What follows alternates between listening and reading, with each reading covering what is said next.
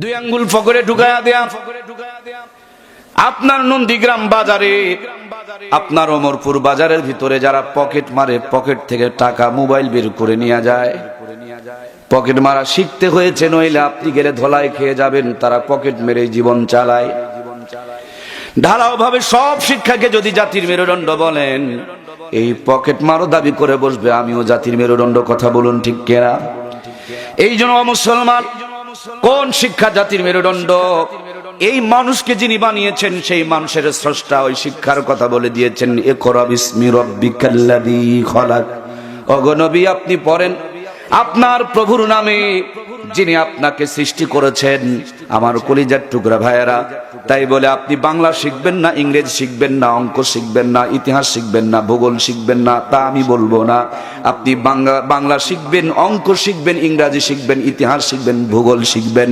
আপনি ডাক্তার হবেন, মাস্টার হবেন, ইঞ্জিনিয়ার হবেন। কারণ আমার দেশে ডাক্তারের দরকার আছে, মাস্টারের দরকার আছে, ইঞ্জিনিয়ারের দরকার আছে। কিন্তু ডাক্তার মাস্টার বানানোর আগে সবার প্রথম ইমানদার বানানোর দরকার আছে। আপনি যদি পাকা একটা বাড়ি বানাতে চান, সবার আগে ইটের দরকার আছে না নাই?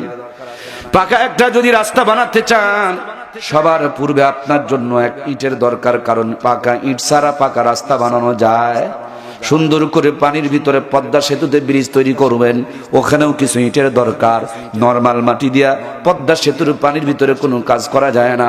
আমার দেশে ডাক্তার আছে, মাস্টার আছে, ইঞ্জিনিয়ার আছে, কিন্তু এই ডাক্তার, মাস্টার, ইঞ্জিনিয়ার গুলোকে আগে ইমানদার বানানো হয় নাই। এই জন্য ডাক্তার হওয়ার পর হাসপাতালের ঔষধগুলো চুরি করে বিক্রি করে খায়। এরকম চোর মার্কা ডাক্তার আছে না নাই? মাস্টার আছে, স্কুলে যখন যায় ছাত্রকে বুঝাইতে পারে না, ওই স্যার আবার প্রাইভেট সেন্টার খোলে, তখন বুঝাইতে পারে কি? তার মানে এখানে পারে না, ওখানে পারে। এটা মাস্টার না বাটপার? কথা বলে না কেন? মাস্টার না বাটপার? নিশ্চয় বাটপার। সরকারের টাকা খায়, দায়িত্ব পালন করে না। তার ভিতরে যে জ্ঞান আছে, এই জ্ঞানটুকুর সদ্ব্যবহার করে না। ওই মাস্টারের ভিতরে আল্লাহর কোরআনের মাল যদি থাকতো, ইমান যদি থাকতো, আগে যদি ইমানদার হতে পারতো, বলুন তো দেখি এই মাস্টারগুলো কি আমানতের খেয়ানত করত?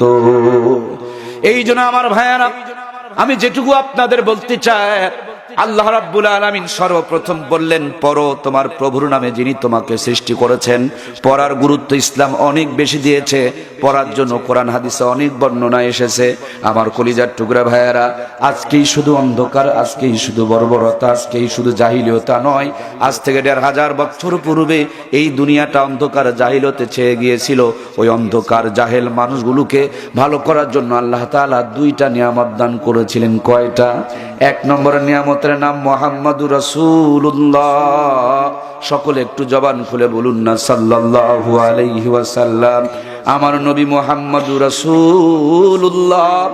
আল্লাহ রাব্বুল আলামিন বিশ্ব নবীকে আজ থেকে ১৫০০ বছর পূর্বে এই জাহেল পৃথিবী, অসভ্য পৃথিবী, মূর্খ পৃথিবী, বর্ব পৃথিবীর মানুষগুলোকে ভালো করার জন্য দান করলেন। নবী আলাইহিস সালাম দুনিয়াতে আসবেন, আসার আগেই যেন নবীর অলৌকিকতায় গোটা দুনিয়া ভরে যেতে শুরু করে দিল। বিশ্ব নবী যে ঘরে জন্মগ্রহণ করেন, ওই ঘরে মাত্র ২ জন মহিলা মানুষ। একজন ছিলেন আমার নবীর মা হযরতে আমেনা, আরেকজন ছিলেন বিশ্ব নবীর ফুফি আম্মা হযরতে সুফিয়া। নবীজির ফুফি আম্মা হযরতে সুফিয়া বলেন, বিশ্ব নবী যখন জগতে তাশরিফ নিয়ে আসেন, আগমন করেন, হঠাৎ করে একটা আলোর ঝলকানি আসলো। আমি সুফিয়া, আমার চোখ দুটো বন্ধ হয়ে গেল, চোখ ডলে ডলে শেষ রাত্রে সুবহে সাদিকের টাইম যখন তাকায় দেখি আল্লাহর নবী দুনিয়াতে এসেছেন। নবীজির শুভ আগমনে গোটা দুনিয়া আলোকিত হয়ে গেছে। ছোটবেলাতে বন্ধুদের সঙ্গে খেলার ময়দানে যেতেন, সবাই খেলাধুলায় ব্যস্ত থাকলেও আমার নবী পৃথক হইয়া, আলগা হইয়া, ভিন্ন হইয়া পাথরের উপরে বসে বসে দুনিয়ার মানুষের শান্তি, মুক্তি, কল্যাণের জন্য চিন্তা করতেন। যেই নবী ছোট্টবেলাতে খেলাধুলা বাদ দিয়া শান্তির জন্য চেষ্টা করে, আর সেই নবীর উম্মতেরা নবীর আদর্শ ছেড়ে দিয়া গোটা দুনিয়াতে খালি ধুকে ধুকে মরে। আমার ভাইয়েরা, নবীজির বয়স 11 বছর। খানায় কাবার সংস্কার কাজ চলছে। বাইতুল্লাহ নির্মাণ করতে করতে এক বুক পর্যন্ত গাঁথা হয়ে গেছে। এখন এক বুক উঁচুতে হজের আসওয়াদ নামক একটা মুবারক পাথর, সম্মান আর মর্যাদার পাথর লাগাতে হবে। এটা বড় দামি পাথর, এটা বড় মুবারক পাথর। আবু জেহেল, উতবা, সায়বা, ওলীদ বিন মুগীরা যারা যারা সবাই লাগাতে চায়, ভালো কাজ সবার করতে মন চায়, কিন্তু পাথর তো একটা, সবাই যদি লাগাতে চায় বলুন তো দেখি গন্ডগোল কি বাঁধবে না ভাই? ব্যাপক গন্ডগোল বেঁধে গেল, কোনোভাবে কন্ট্রোল করা যায় না, নিয়ন্ত্রণ করা সম্ভব হচ্ছে না। এক পর্যায়ে সিদ্ধান্ত আসলো আগামীকালকে যুদ্ধ হবে, যুদ্ধের পরে যারা বিজয় অর্জন করবে এই বিজয়ী লোকজন মহা আনন্দে আল্লাহর ঘরে হজর আসওয়াদ পাথরকে লাগাবে। নবী আলাইহিস সালামের বয়স মাত্র 11 বছর। বিশ্ব নবীর কানে যখন আমার ভাইয়েরা যুদ্ধের দামামা চলে বেজে উঠলো, নবীজির কানে যখন যুদ্ধের আওয়াজ গেল, বিশ্ব নবী ভারাক্রান্ত হয়ে গেলেন, গুমগিন হয়ে গেলেন, পেরেশান হয়ে গেলেন। কারণ নবীজি 11 বছর বয়স থেকে এই সমাজ সংস্কার ছিলেন। সুবহানাল্লাহ। আমার নবী ছুটে চলে আসলেন, বড় বড় মানুষের ভিড়ে দেখা যায় না। সাফা পাহাড়ের মাথায় দাঁড়ালেন, দুইখানা হাত উত্তোলন করে মক্কার মানুষগুলোকে ডেকে বললেন, মক্কার মানুষেরা শোনো, একটা ভালো কাজ করার জন্য তোমরা রক্ত ঝরাতে চাও, একটা ভালো কাজ করার জন্য তোমরা আল্লাহর ঘরকে রক্ত দিয়ে ডুবিয়ে দিতে চাও, একটা ভালো কাজ করার জন্য তোমরা লক্ষ লক্ষ মানুষকে খুন করতে চাও। এই যুদ্ধ মানে অসংখ্য সন্তান এতিম হয়ে যাবে, এই যুদ্ধ মানে অসংখ্য মায়েরা বিধবা হয়ে যাবে, এই যুদ্ধ মানে বাইতুল্লাহর শতরত রক্ত দিয়ে রঞ্জিত হয়ে যাবে। সভ্য ভদ্র মানুষ তো যুদ্ধ রক্তাক্ত মেনে নিতে পারে না। মক্কার মানুষগুলো আমার নবীর জবানে 11 বছর বয়সে এত সুন্দর বাণী শুনে সকলেই অবাক হয়ে গেল। ওরা ডেকে বলে, মুহাম্মদ তুমি ছোট মানুষ, এত দামি কথা বলো, তুমি যদি পারো আমাদের একটা সুন্দর ব্যবস্থা করো, আমরা যুদ্ধ করতে চাই না, কিন্তু আমি আবু জেহেল বেঁচে থাকবো আর অন্য কেউ পাথর লাগাবে তা তো আমি মেনে নিব না। উতবা বলে, না এটা আমিই লাগাবো। সাইবা বলে, না এটা আমার একান্তই অধিকার। ওলীদ বিন মুগীরা বলছেন, আমি বুড়া হয়ে গেছি, আমি লাগাতে চাই, অন্য কেউ যদি লাগাতে চায় এটা আমি মেনে নিতে পারি না। আমার ভাইয়েরা, বিশ্বনবী বললেন, আগামীকাল সকালবেলা যার চেহারা বাইতুল্লাহর সামনে ফুটে উঠবে সেই ব্যক্তিটা সুন্দর সমাধান আমাদের জন্য বলে দিবে। সকাল হলো, কেউ সামনে যায় না, কারণ আবু জেহেল জানে আমি যদি যাই আমার লোকজন আমার কথা মানবে, অন্য লোকজন মানতে রাজি। উতবাও যায় না, সাইবাও যায় না। আমার নবী রাহমাতুল লিল আলামিন 11 বছরের ছোট্ট মানুষ, বিশ্ব নবী কাবা শরীফের সামনে চলে আসলেন। বাইতুল্লাহর সামনে নবী যে আসা মাত্র যেন মক্কার জমিনে আনন্দের বন্যা বইতে শুরু করে দিল। সুবহানাল্লাহ। সমস্ত জনগণ ছুটে চলে আসলেন, নবী আলাইহিস সালামকে বুকে তুলে নিলেন, ঠোঁটে গালে চুমু দিয়া বারবার আদর করে ডাকতে বলেন, সাদিক আল আমিন, সত্যবাদী ও গো বিশ্বাসী, তোমার ভিতরে ব্যাপক স্বপ্ন, তোমার ভিতরে ব্যাপক সম্ভাবনা, তোমার ভিতরে সূর্যের চাইতে ব্যাপক আলোর প্রতিভা বিরাজ করছে। মুহাম্মদ তুমি পারো যদি আমাদের একটু এই অশান্তি মিটায় শান্তির ব্যবস্থা করো। আল্লাহর নবী চিন্তা করলেন, এই ছোট পাথর হজর আসওয়াদ সবার হাতে দেওয়া যাবে না, সবাই যদি হাত লাগাইতে না পারে তাহলে সকলকে খুশিও রাখা যাবে না। এই জন্য নবীজির গায়ে সাদা চাদর ছিল, ইতিহাসের কিতাবে বর্ণনা করা হয়েছে এই চাদরের কালারটা ছিল সাদা চাদর। আল্লাহর নবী 11 বছর বয়সে নিজের শরীরের বরকতময় সাদা চাদর খুলে মাথার উপরে বিছিয়ে দিলেন, হজর আসওয়াদ পাথরটুকু চাদরের উপরে রেখে দিলেন, কারণ ছোট্ট জিনিস সবাই ধরতে পারবে না। চাদরের উপরে রেখে দিয়া অনেক লোকের ধরা ব্যবস্থা করে দিলেন। চাদরের কোনায় কোনায় যত লিডার যত নেতা ছিল সমস্ত লিডার নেতাকে ধরার জন্য নবীজি আহ্বান করলেন। এক মুহূর্তে যেন মক্কার জমিনের সমস্ত গন্ডগোল বন্ধ হয়ে গেল। সমস্ত নেতা নেত্রীরা বড় তাজিমের সাথে এই বাইতুল্লাহর হজর আসওয়াদকে সামনে নিয়ে যায়। রাহমাতুল লিল আলামিন 11 বছরের ছোট মানুষ এই চাদরটুকু নিয়ে খানায় কাবার গায়ে লাগায় দিলেন। নবী আলাইহিস সালাম লাগিয়ে দিলেন, গন্ডগোল মিটিয়ে দিলেন। নবীজি গন্ডগোল মিটাই আর ওই নবীর উম্মত এখন গোটা দুনিয়াতে খালি গন্ডগোল। এ কয় না কেন? আরে যে কয়জন কয় না এরা একটু বেশি লাগায়। দেখেন যারা আওয়াজ করে না এরা একটু ওইটার গোড়া বুড়ানি, ওর কথা বলা হচ্ছে তার জন্য ওর মুখ থেকে আর কথা বের হচ্ছে না। আমার নবী যদি 11 বছর বয়সে গন্ডগোল মিটায়, সেই নবীর উম্মত হিসাবে গন্ডগোল মিটানোর দায়িত্ব আপনার আমার উপরে আছে না নাই? নবীজি যদি গন্ডগোল মিটাই, আমি কেন গন্ডগোল লাগাই? নবীর মতে মত তাকে বলে নবীর উম্মত। যার মত নবীর সঙ্গে মিলবে না সে তো নবীর উম্মত হতে পারে। তাইলে আমি চার দোকানে গিয়ে গন্ডগোল বাধাই কেন? আমি মসজিদের মধ্যে গন্ডগোল বাধাই কেন? আমি মাদ্রাসার মধ্যে গন্ডগোল বাধাই কেন? আমি রাজনীতি নিয়ে গন্ডগোল পাকায় কেন? তাহলে বুঝে নিতে হবে আমার মত নবীর সঙ্গে নয়, আমার মত শয়তানের সঙ্গে মিলে গেছে। কথা বলুন ঠিক কিনা? ও মুসলমান, ফিরে আসুন, প্রতিজ্ঞা করুন, শপথ করুন, যতদিন পর্যন্ত এই দুনিয়ার বুকে বেঁচে আছি আমি গন্ডগোল মিটাতে চাই, গন্ডগোল বাঁধাতে চাই। আমি গড়ার সঙ্গে আছি, ভাঙার সঙ্গে নাই। আমি ঐক্যের সঙ্গে আছি, বিভেদের সঙ্গে নাই। আমি সমাজে শান্তি প্রতিষ্ঠিত করতে চাই, অশান্তির সঙ্গে। আল্লাহ যেন মরার আগ পর্যন্ত শান্তির পক্ষে আমাদেরকে কবুল করে। জোরে বলুন আমিন। আমার কলিজার টুকরা প্রিয় ভাইরা, যতগুলো কারণে সমগ্র পৃথিবীর মধ্যে মুসলমানরা মার খায় তার একমাত্র কারণ হলো মুসলমানদের ভিতরে বর্তমানে ঐক্য। বন্ধু, একটু খেয়াল করে দেখুন, হিন্দুদের ধর্ম একটা, বৌদ্ধ ধর্ম আর একটা, খ্রিস্টান ধর্ম আর একটা, তিন ধর্মের লোক ঐক্যবদ্ধ হইয়া ঐক্য পরিষদ তৈরি করে আমার বাংলাদেশে মিছিল করে, মিটিং করে, এক জায়গায় চা খায়, এক জায়গায় পান খায়, এক জায়গায় মিটিং করে, এক জায়গায় চাঁদা তোলে, এক জায়গায় বসে পরামর্শ করে। ওরা তিন ধর্মের লোক যদি ঐক্যবদ্ধ হতে পারে, এই কপাল পরা মুসলমান কেন পারবে না? ভেঙে দাও তোমার আওয়ামী লীগ বিএনপির বেড়াজাল, বাদ দাও তোমার জামাত আর জাতীয় পার্টির কথা, পিছনে রাখো তাবলিগ আর পাবলিকের ফিতনা, ভুলে যাও তোমার জোরে আমিন আর ধীরে আমিনের মাসালা। বন্ধ করো, হাত উপরে হবে না নিচে হবে। বন্ধ করো, টুপির টুপিটা উঁচু হবে না নিচু হবে, 5 কলি হবে না 6 কলি হবে। এই টুপি সুতার হবে না, কাপড়ের হবে না পাগড়ির হবে।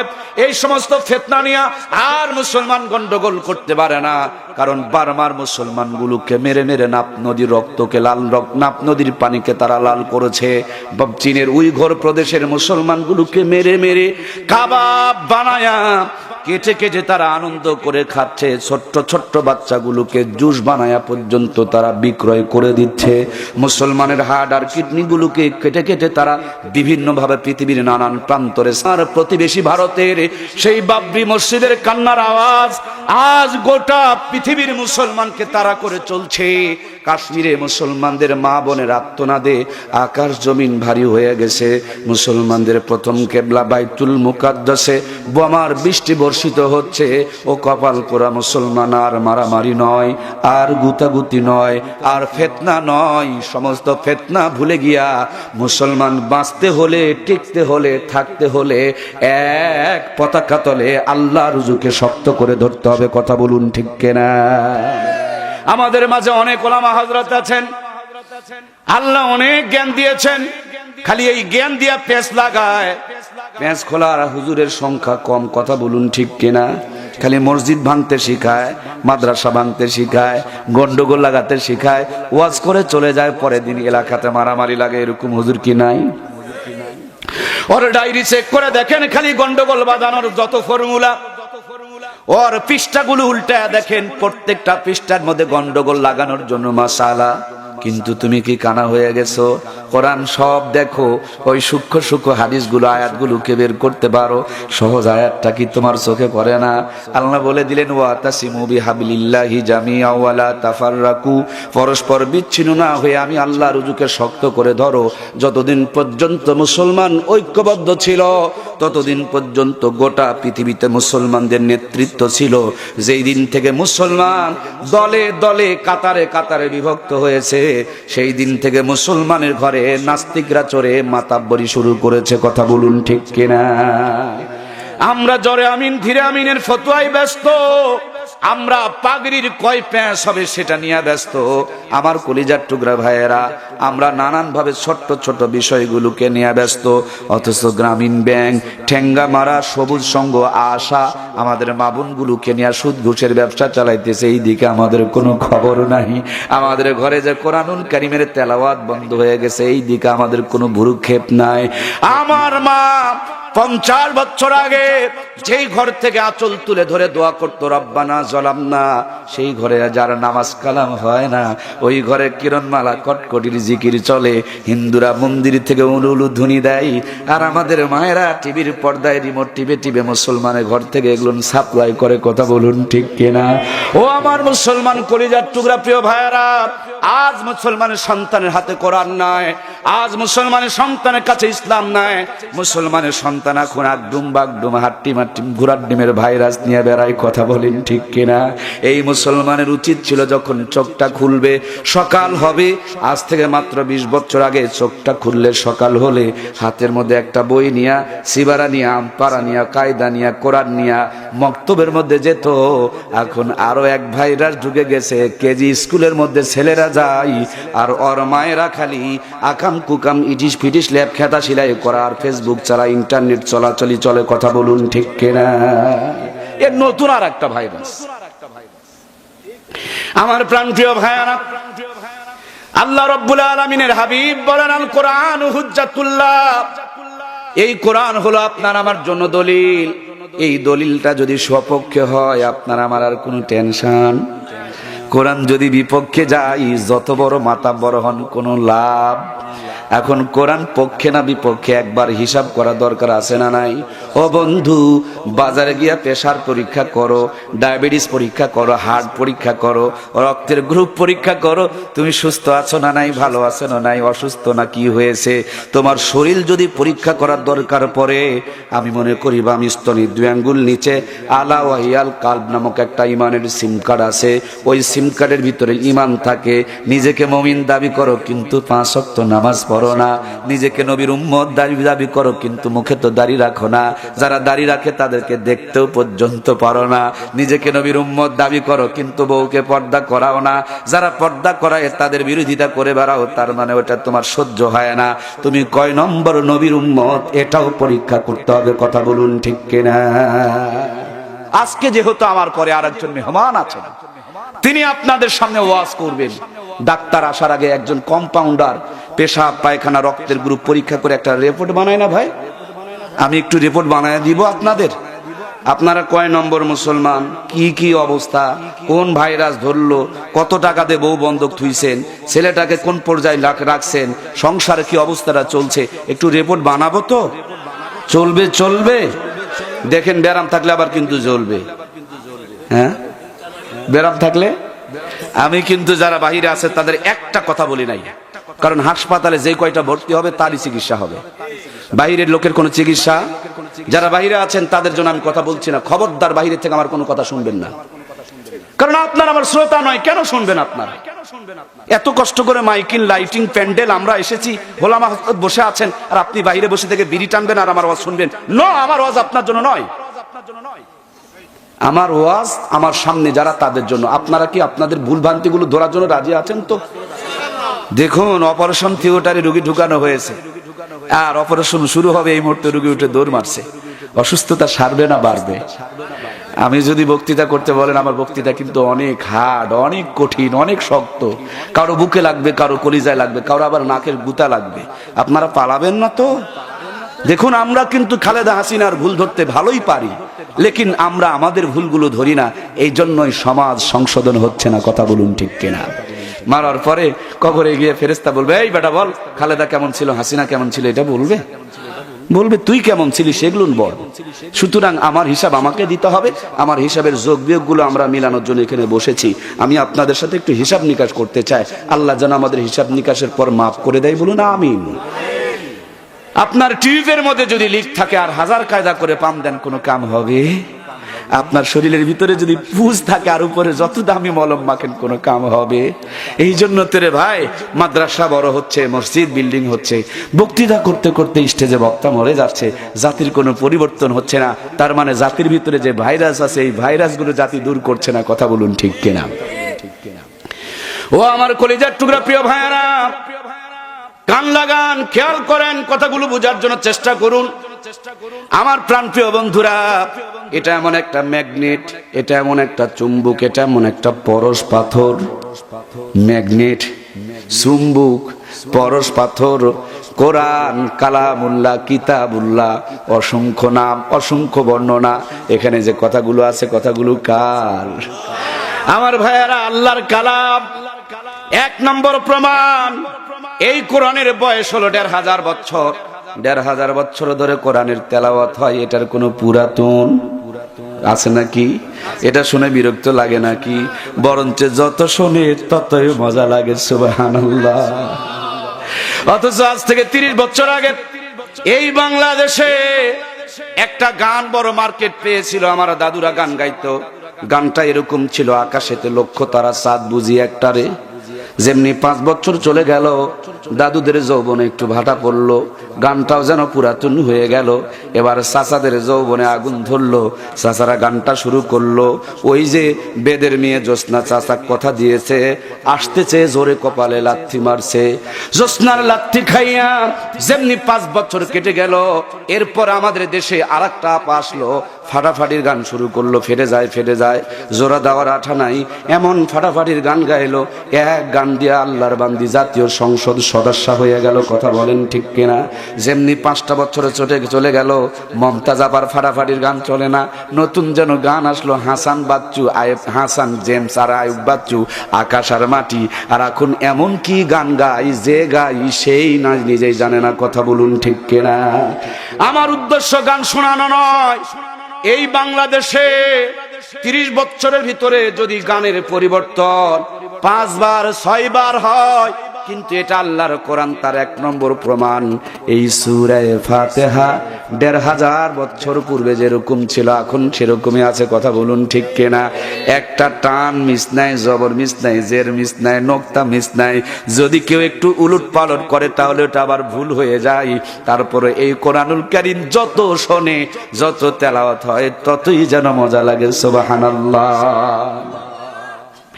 আল্লাহর কোরআনে যত প্রেম, যত মায়া, যত সুর আর যত নূর আছে, এই পৃথিবীর কোথাও এতটা পরিমাণ সুরও নাই, নূরও। বন্ধু, এই কোরআন পড়ে দেখুন, কোরআনের প্রেমে পড়ে দেখুন, কত মজা, কত তৃপ্তি। ইমামে আবু হানিফা মজা পেয়েছে, রাতের পর রাত কোরআন পড়ে পড়ে কাটায় দিয়েছে। সুবহানাল্লাহ বলুন। বিশ্বনবী কোরআনুল কারীম তেলাওয়াত করেছে, আবু জেহেলটা মজা পেয়েছে। দিনের বেলা বিরোধিতা করে, আবার রাত্রিবেলা ওই আবু জেহেলটাই গিয়া বিশ্বনবী সাল্লাল্লাহু আলাইহি সাল্লামের কোরআনের তেলাওয়াত শুনে লা ইলাহা। কোনো সমস্যা? চাচার কাছ থেকে নাম্বার নিয়ে দেবের সাথে যোগাযোগ করো, আমি স্টেজ আছি। লা ইলাহা লা ইলাহা ইল্লাল্লাহু মুহাম্মাদুর রাসূলুল্লাহ সাল্লাল্লাহু আলাইহি সাল্লাম। এটা যে আল্লাহর কালাম, তার হাজার রকমের প্রমাণ। দেখুন, যেখানে রেখেছিলেন আরশ আজিমে, তার মর্যাদা বেড়ে গেল। এই কোরআনুল কারীমকে একজন ফেরেশতা নিয়ে আসলেন, মুআল্লিমুল মালায়েকা, ফেরেশতাদের সরদার বনে গেল। নবী আলাইহিস সালাম ছোট্ট থেকেই সমাজের শান্তির জন্য চেষ্টা শুরু করলেন। যে কথা নিয়ে আমরা আলোচনা শুরু করেছিলাম, খেলা বাদ দিয়ে চিন্তা করতেন। 11 বছর বয়সে হযরত আসওয়াদকে নিয়ে শান্তির সমাধান তৈরি করলেন। নিজে 13 বছর পর্যন্ত হিলফুল ফুজুলের নেতৃত্ব দিলেন। একের পর এক 40 বছর ধরে নানান পদ্ধতি অবলম্বন করলেন, কিন্তু পরিপূর্ণ শান্তি আসলো না। মন ভর্তি ব্যথা, হৃদয় ভর্তি বড় কষ্ট। আল্লাহর নবী জাবালে নূরে হেরা গুহার ভিতরে বসে ধ্যান করছেন, গবেষণা করছেন, রিসার্চ করছেন, ফিকির করছেন, থিসিস করছেন। যেমনটি ধ্যান আর গবেষণা করছে আমার প্রধানমন্ত্রী, বিরোধী দলের নেত্রী। চাচা তো গবেষণা করতে করতে মরেই গেল। এর চাচা কথা বলুন ঠিক কিনা? জয় বাংলা, স্বাধীন বাংলা, সোনার বাংলা, আধুনিক বাংলা, ডিজিটাল বাংলা, 4 দলের বাংলা, 14 দলের বাংলা, 20 দলের বাংলা, হাইব্রিডের বাংলা, মোবাইলের বাংলা, কম্পিউটারের বাংলা, এই সমস্ত বাংলার যত নাম, আধুনিকতা, অত্যাধুনিকতা, তার পিছনে একটাই মাত্র কারণ, বাংলার মানুষকে আমরা শান্তি দিতে চাই। কথা বলেন ঠিক কিনা? চীন বলেন, ভারত বলেন, জাপান বলেন, জার্মান বলেন, ওই মুদি বলেন আর ট্যাম্প বলেন, সব শান্তি দিতে চায়। এই জন্য তা কারো চোখের মধ্যে ঘুম নাই। আমার নবীও তেমনই এক স্বপ্ন নিয়ে 11 বছরের চেষ্টা করেছেন, 13 বছর সংগঠন চালাইছেন, খেলাধুলা বাদ দিয়ে বসে বসে ভেবেছেন। 40 বছর মেহনত করেছেন, রেজাল্ট হয় নাই। জাবালে নূরে মুহাম্মাদুর রাসূলুল্লাহ। 40 বছর পরে আমার নবীর কাছে আল্লাহ দান করছেন কিতাবুল্লাহ, মুহাম্মাদুর রাসূলুল্লাহ। আর আল্লাহ দান করলেন কিতাবুল্লাহ। নেগেটিভ আর পজিটিভ, লাল তার আর কালো তার, কারেন্টের লাইন আর আর্থিং লাইন, এই দুইটা সংযোগ বাল্বে দিয়েছেন। বাল্বটা যেমন আলো দিতে শুরু করেছে, মুহাম্মাদুর রাসূলুল্লাহ আর কিতাবুল্লাহ দুইটা সংযোগ যখন মাটির পাথর, পাহাড়ের পাথর, পাথরের পাথর, কালো পাথরে যখন লেগে গেছে, কালো পাথর আর কালো পাথর নাই, আমার আল্লাহর কোরআন ম্যাগনেট চুম্বক পরশ পাথরের ছোঁয়াপে মুহূর্তের ভিতরে আলোর পাহাড় জাবালে নূর হয়ে গেছে। যেই দেশের মানুষগুলো সবচাইতে বর্বর, এরা এত বড় বেয়াদব, নিজের জীবিত মেয়েকে জীবিত পুঁতে রেখে দিত। এরা এত বড় অসভ্য ছিল, শরীর থেকে পোশাক খুলে ন্যাংটা হয়ে আল্লাহর ঘরকে তোয়াব করত। লোকগুলো এত বেশি খারাপ ছিল, এদের মধ্যে একজনের নাম হযরত ওমর। সেই লোকটা তরবারি হাতে নিয়ে নবীজির কাল্লা কাটতে ছুটে চলে যাচ্ছিল। কিন্তু এই দেশে যখন কোরআন নাজিল হলো, দুনিয়ার সবচাইতে দামি জায়গা হয়ে গেল। সুবহানাল্লাহ। এই দেশে 1 রাকাত নামাজ পড়লে 1 রাকাতের সওয়াব, কোরআন নাজিল হওয়ার দেশে 1 রাকাত পড়লে 1 লক্ষ রাকাতের সওয়াব। জমিনের দাম বেড়ে গেল। যেই মাসে নাজিল হলো রমজান মাস, 11 মাসের শ্রেষ্ঠ হয়ে গেল। একটি মুবারক রাত, যে রাত্রে কোরআন নাজিল হয়েছে, লাইলাতুল কদর খায়রুম মিন আলফি শাহর, 1000 মাসের চাইতে উত্তম হয়ে গেল। সুবহানাল্লাহ বলুন না আমার ভাইয়েরা। নরমাল কাগজে যখন লেখা হলো, এটা যেন দামি কাগজ হয়ে গেল। নরমাল কভারে লেখা হলো, কভারটাও যেন সম্মান বেড়ে গেল। সাধারণ 26 টাকার গজের কাপড়ে জড়ানো হলো, তারও যেন মর্যাদা বেড়ে গেল। এই কোরআনুল কারীম মাত্র শিমলের কাঠ, রেহেল কাঠের উপরে রেখে পড়া হয়, সেই কোরআনুল কারীমের ছোঁয়া লেগে রেহেল কাঠেরও দাম বেড়ে যায়। এই কোরআনুল কারীম লাগার আগে নবীজিকে মারতে ছুটে চলে যায়। পথি মধ্যে যেতে কে যেন বলে, ওমর কই যাও? মুহাম্মদের কাল্লা কর্তন করতে যাই। ডাকতে বলে, ওমর কই যাও? সেই মুহাম্মদের কোরআন তো তোমার বোন ভগ্নিবোধ তেলাওয়াত করে। ঘরে যেয়ে দেখে কোরআনের তেলাওয়াত, কান লেগে শুনেছে, তারপরও কুফরি একটুও কমেছে, ভিতরের জ্বালা মিটে নাই, রাগ মিটে নাই, মারতে মারতে রক্তাক্ত করে দিয়েছে। তারপরও যখন কোরআন ছাড়ে নাই, ডাকতে বলে, কি পাইলি রে তোরা কোরআনের ভিতরে, আমাকে একটু শোনাবি? যেমনি একটু শোনাইছে, ওমর পরিবর্তন হয়ে গেছে। ওমর নবীর কাছে গিয়া নিজের কুফরির কল্লা কর্তন করে দিয়ে ইসলামের সৈনিক হয়ে গেছে।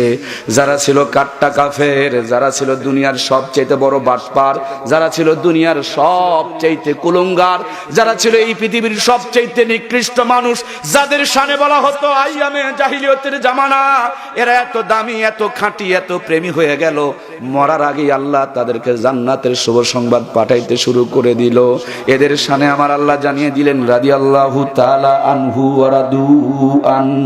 এমন ওমর বনে গেল যে ওমর ইশারা করলে ভূমিকম্প সরে যায়, ধমক দিলে জমিনের কাঁপুনি বন্ধ হয়ে যায়, নদীতে চিঠি পাঠালে নদী পানি দিয়ে দেয়। যে ওমর জুমার খুতবায় আওয়াজ করলে হাজার হাজার মাইলে দূরে শব্দ চলে যায়।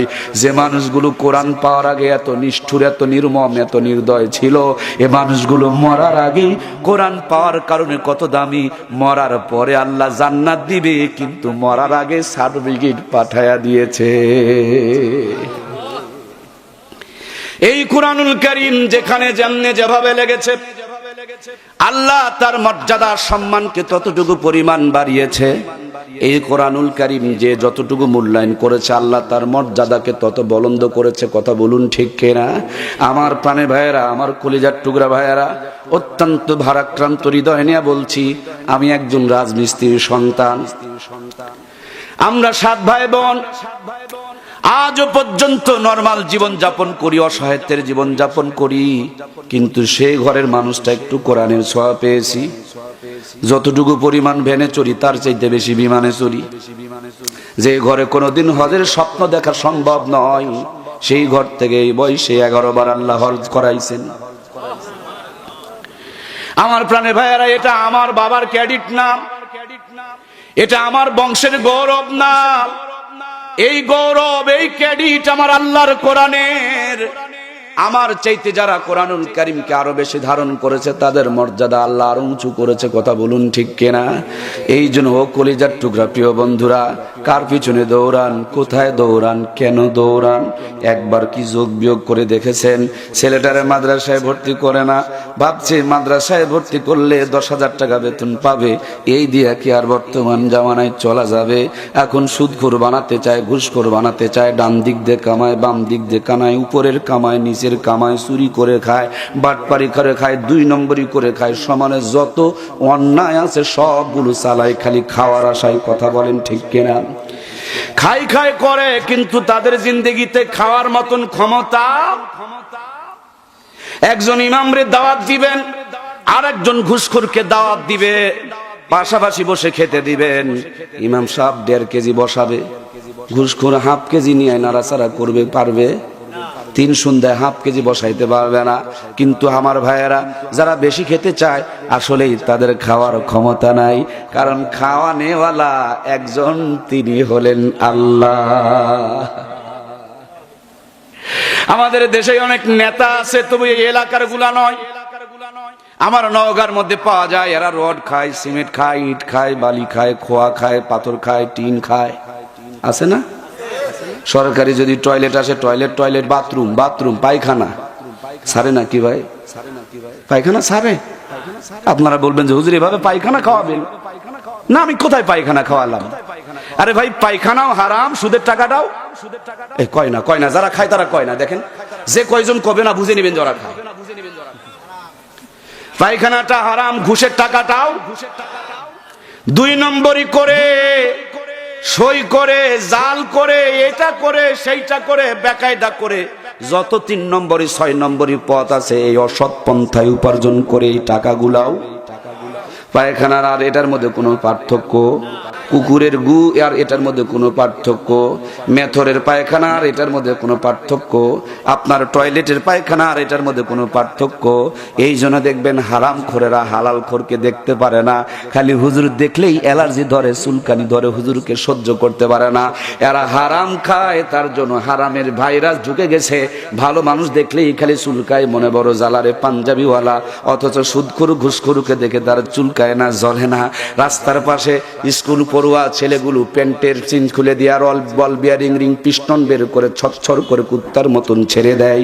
এদেরকে নিয়ে কোনো চুলকানি নাই, ভাইরাস নাই, জ্বালাও নাই। খালি যদি হুজুর দেখতে পায়, এর অ্যালার্জি ধরে গেল, মনে বড় জ্বালারে পাঞ্জাবিওয়ালা, হুজুররা দেশ খাইলো, টুপির নিচে এটা আছে সেটা আছে, এই সমস্ত কথা যারা বলে বুঝে নিয়েন, দেখে নিয়েন, ভালো করে ভিতরে খবর নিয়েন, এদের ভিতরে ভাইরাস আছে, তার জন্যই তারা চুলকাইতেছে, কথা বলুন ঠিক কিনা?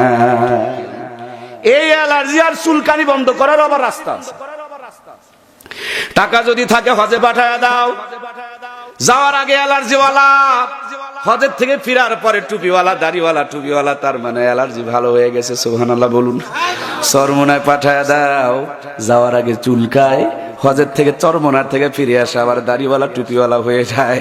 এই লোকটাকে ঈদের আমার ভাইয়েরা, ওই যে ইস্তেমা চলবে জানুয়ারি মাসের 11, 12, 13 তারিখ, ইস্তেমার ময়দানে পাঠায় দাও, যাওয়ার আগে খালি চুলকায়, ইস্তেমার থেকে ফিরে আসে চিল্লা দিতে চায়, 3 দিনা দিতে যায়, তার মানে ভিতরে অ্যালার্জিটা কমে গেছে।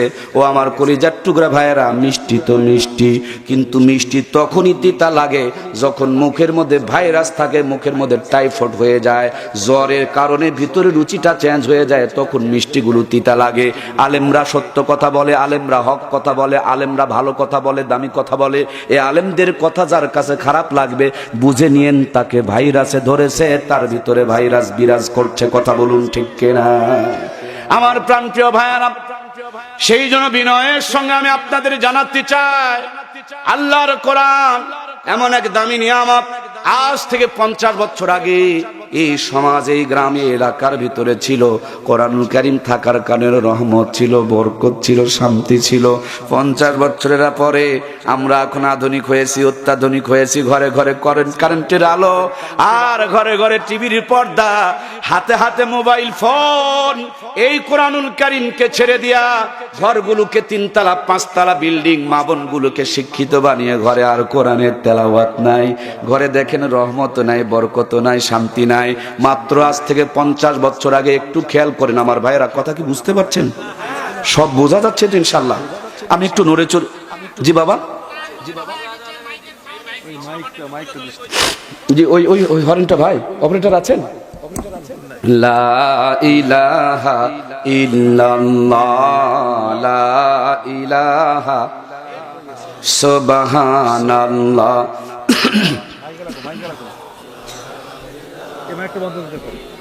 লা ইলাহা ইল্লাল্লাহু। হুজুর কতক্ষণের মধ্যে আমি শেষ করব? মুহাম্মাদুর রাসূলুল্লাহ। কালেকশন করতে হবে কি আমার ভাইয়ারা? তাহলে একটু কান লাগান, মন দিয়ে কথাগুলো শোনেন। আমি কিন্তু ইম্পর্টিং জায়গার মধ্যে চলে এসেছি আমার ভাইয়েরা। আজ থেকে 50 বছর আগে আমাদের দেশে যত উন্নতি হয়েছে তত উন্নতি ছিল না, কিন্তু একটা জিনিসের উন্নতি ছিল, সেটা ছিল কোরআনের তেলাওয়াতের উন্নতি। কথা বলুন ঠিক কিনা? সকাল যখন হতো ঘুমটা ভেঙে যেত মুয়াজ্জিনের আজান শুনে। দিনের শুরুটা হতো 5 ওয়াক্ত নামাজের প্রথম ফজরের নামাজ দিয়া। যদিও জবানটা খুলতো, এ জবান খুলতো কোরআনুল কারীমের তেলাওয়াত দিয়া। আমি ছোট্টবেলাতে নামাজ পড়েছি, আমার মনে আছে। মসজিদের মধ্যে যেতাম, সূরা হাসর সমানে সুন্দর করে তেলাওয়াত হতো, ও আকাশ বাতাস যেন রহমত দিয়ে ভরে যেত।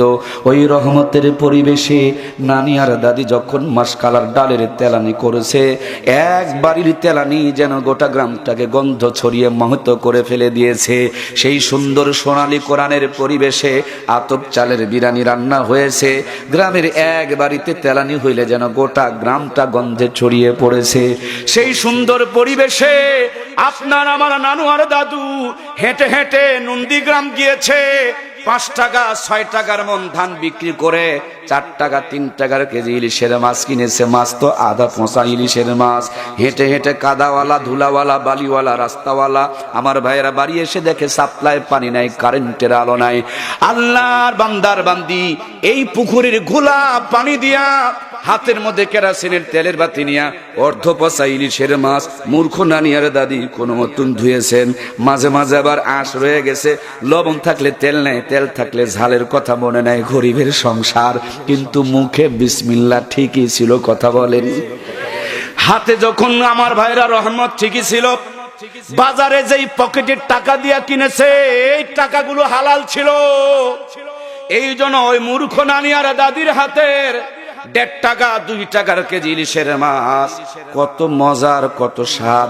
একদিন যদি কেউ নানি দাদির হাতের ইলিশ মাছ আর পন্তা ভাত খেয়েছে, কম করে হলো 1 সপ্তাহ পর্যন্ত হাত থেকে সুগন্ধ ছড়াইছে।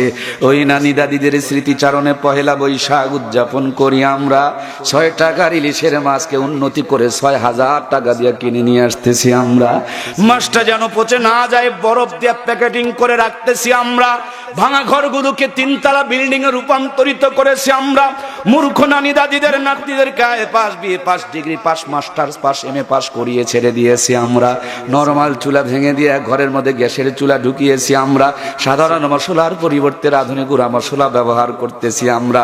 উন্নতি যে একেবারে হয় নাই, বহুত উন্নতি হয়েছে। খালি গুনে দেখেন 6000 টাকার কেজি ইলিশের মাছ আর আধুনিক গুঁড়া মশলা দিয়া গ্যাসের চুলায় বসে ডিগ্রি পাস বউ রকমারি কায়দায় রান্না করে। রান্নার পর খাবার সময় নাকে নিয়ে চেক করতে হয় ইলিশ না সিলভার কাপ। কথা বলুন ঠিক কিনা? আগে কি সুন্দর দিন কাটাইতাম আমরা, আগে কি সুন্দর দিন কাটাইতাম। ফজর যখন হইতো মজমা জান দিত, মধুরা জান শুনে বিছানা ছাড়িতাম আমরা। মধুরা জান শুনে বিছানা ছাড়িতাম। যতই থাকুক কাম আগে নামাজ পড়িতাম। যতই থাকুক কাম আগে নামাজ পড়িতাম। নামাজ পড়িয়া কোরআন পড়িতাম আমরা। আগে কি সুন্দর দিন কাটাইতাম আমরা, আগে কি সুন্দর দিন কাটাইতাম। জোরে বলুন মারহাবা।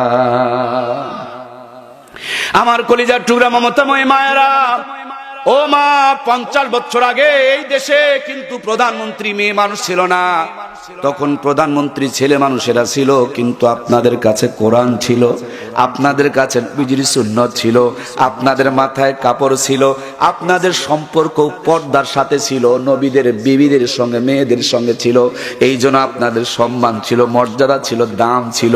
মূর্খ নানি দাদিকে নানু দাদুরা বিয়ে করেছে, তখনকার জামানার 500 টাকা 600 টাকা পণ দিয়া বিয়ে করেছে।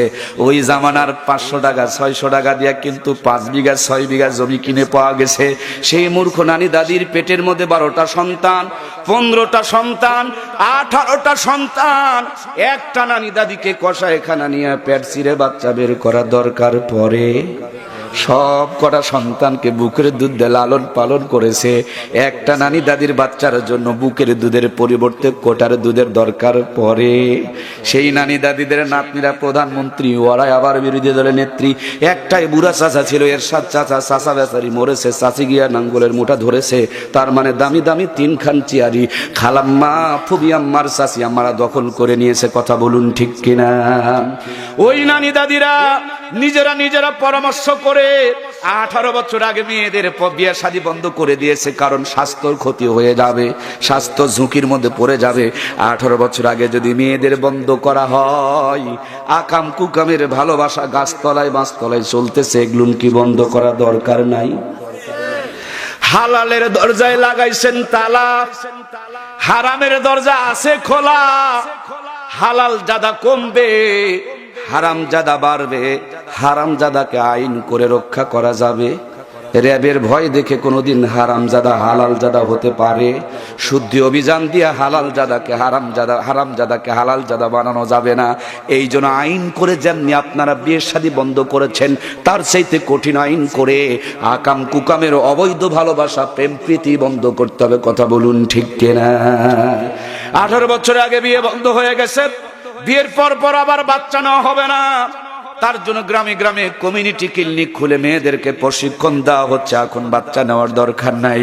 18 বছর থেকে 22-25 বছরের মাথায় গিয়ে একটা বাচ্চা নেয়, আগে থেকে একটা ভালো ডাক্তারের সাথে যোগাযোগ শুরু করে দেয়, কখন বাচ্চা নিলে কখন ডেলিভারি হবে। যেই দিন পেটে বাচ্চা আসে সেই দিন থেকে ইসিজি, এক্স-রে, আল্ট্রাসাউন্ড শুরু হয়ে যায়। কত পদ্ধতি আমার বাবারা! খালি খেয়াল করে দেখেন বাচ্চা ভালো আছে না নাই, কায়দাই না বেকায়দাই, সুখ নাই না পানিতে, ভিটামিন আছে না নাই, আয়রন আছে না নাই, মিনারেল আছে না নাই, ক্যালসিয়াম আছে না নাই।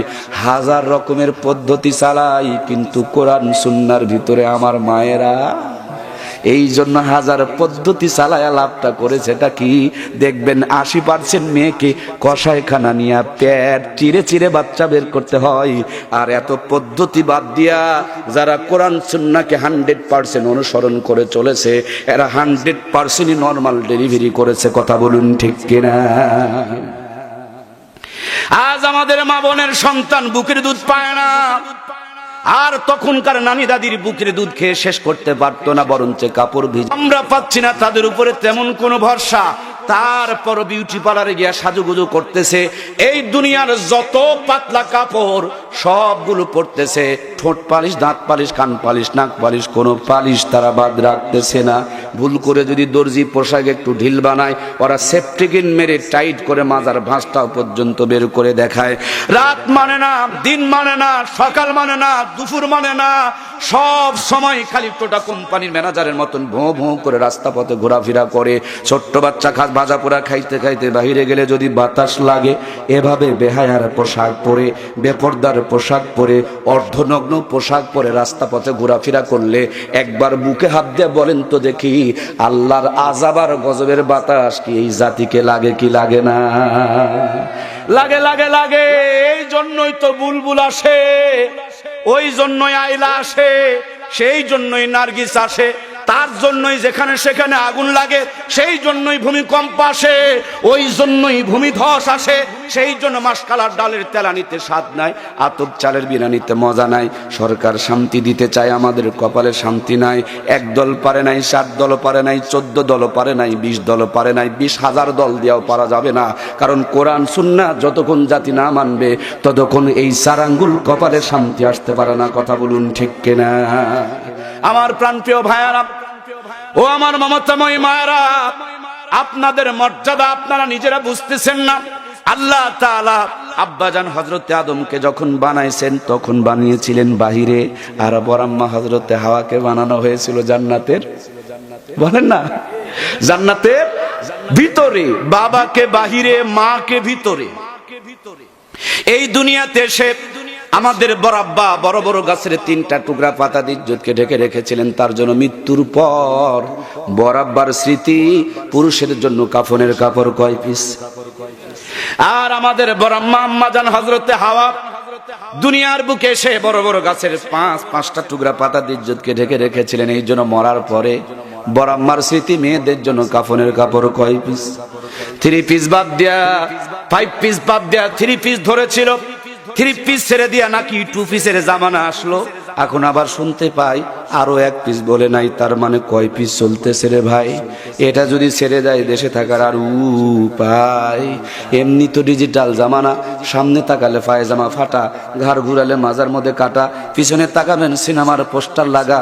সোনার বাংলা দেখে আস্তাগফিরুল্লাহ নাউজুবিল্লাহ আর তওবা দিয়ে দখল হয়ে গেছে।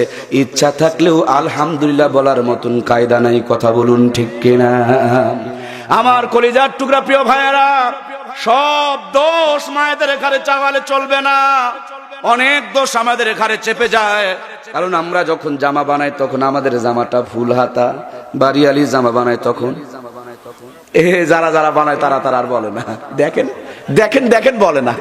মেয়েদের বেলায় যখন বললাম তখন ঠিকই বললো, এখন নিজের ঘাড়ে চাপে এখন আর বলে। ও আল্লাহর বান্দা, তোমার জামা ফুল হাতা, বইয়েরটা কেন হাফ হাতা? তুমি যখন জামা বানাও কলার পর্যন্ত ঢাকা, কিন্তু তোমার বাড়িয়ালির জামা বানালে কেনই গো বুকের অর্ধেকটা ফাঁকা? তুমি যখন জামা বানাও প্যান্টের ভিতরে শার্ট ঢুকায়া বেল দিয়া ইন করা, তুমি হাসতে পারো না, কাশতে পারো না, বসতে পারো না। কি আছে তোমার পেটের ভিতরে? এত যত্ন করে কেন ঢেকে রাখতে হবে? খোঁজ নিয়ে দেখেন তেল আর চর্বি, নারী আর বুড়ি, প্রসাবার পায়খানা।